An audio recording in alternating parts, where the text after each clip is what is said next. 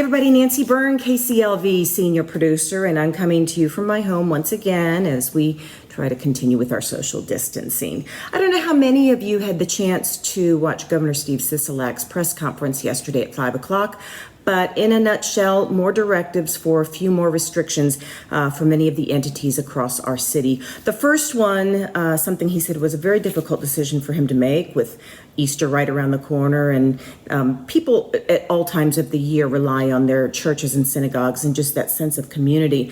But at this time of unprecedented fear and stress, people really rely on those churches and synagogues. However, in an abundance of caution, a term we've become all too familiar with, he would like all religious gatherings to be restricted to 10 people or less.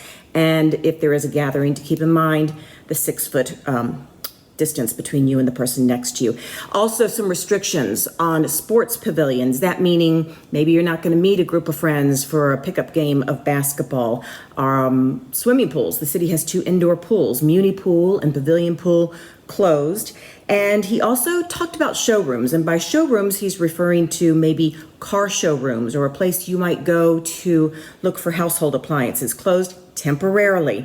He's asking that barbers and stylists do not provide services in people's homes. Look, we're all trying to cover the gray and get our hair cut, but he thinks that that is kind of a dangerous precedent. So barbers and stylists, no in-home services. Now, grocery stores have been doing a fantastic job of limiting the number of people who are allowed in, keeping carts wiped down, and providing special hours and lines for people 60 or older.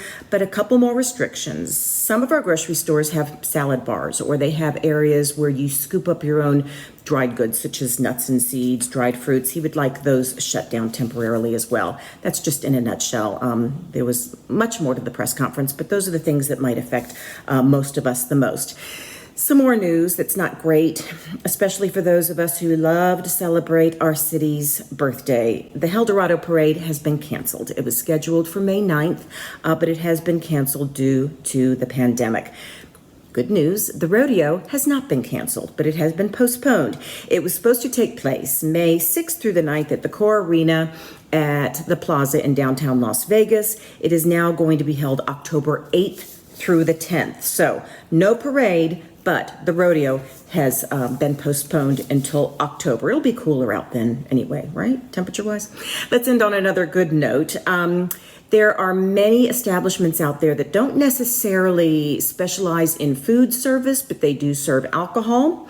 Well, the city of Las Vegas has come up with a process where brew pubs can now get a restaurant license. Now, that means that they can prepare the very simplest of foods, maybe a sandwich, a hot dog, and then provide curbside delivery and pickup. So that's just another way the city of Las Vegas is working so hard to help keep our small businesses, if not thriving, at least surviving and keeping people employed. So one brew pub is already in the process of applying for one of those licenses. So check with your favorite pub, see if maybe they will be providing curbside service.